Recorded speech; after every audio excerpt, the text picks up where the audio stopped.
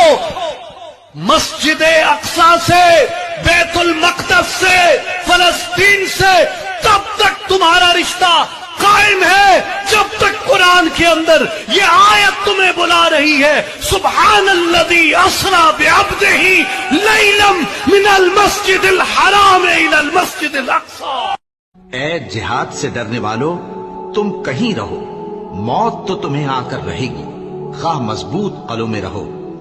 اور ان لوگوں کو اگر کوئی فائدہ پہنچتا ہے تو کہتے ہیں یہ اللہ کی طرف سے ہے، اور اگر کوئی مصیبت پہنچتی ہے تو اے پیغمبر تم سے کہتے ہیں کہ یہ آپ کی وجہ سے ہمیں پہنچی ہے۔ کہہ دو کہ رنج و راحت سب اللہ ہی کی طرف سے ہے۔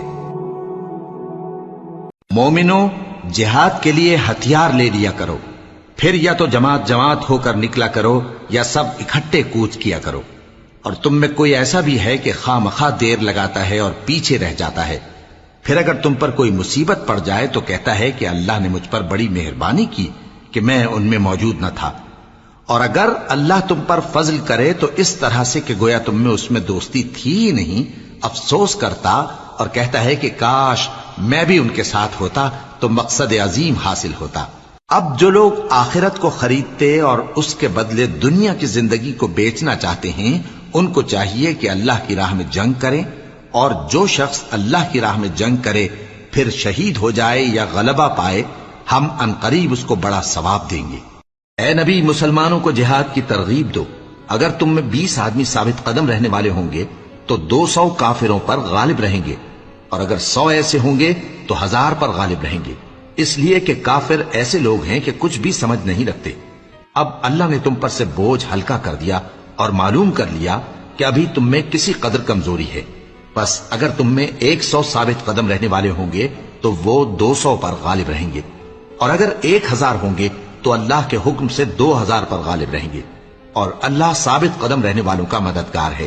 پیغمبر کو شایع نہیں کہ اس کے قبضے میں قیدی رہیں جب تک کافروں کو قتل کر کے زمین میں کثرت سے خون نہ بہا دے۔ اور تم کو کیا ہوا ہے کہ اللہ کی راہ میں اور ان بے بس مردوں اور عورتوں اور بچوں کی خاطر نہیں لڑتے جو دعائیں کیا کرتے ہیں کہ اے پروردگار، ہم کو اس شہر سے جس کے رہنے والے ظالم ہیں نکال کر کہیں اور لے جا، اور اپنی طرف سے کسی کو ہمارا حامی بنا، اور اپنی ہی طرف سے کسی کو ہمارا مددگار مقرر فرما۔ جو مومن ہیں وہ تو اللہ کی راہ میں لڑتے ہیں، اور جو کافر ہیں وہ شیطان کی راہ میں لڑتے ہیں، سو تم شیطان کے مددگاروں سے لڑو اور ڈرو مت، کیونکہ شیطان کا داؤ کمزور ہوتا ہے۔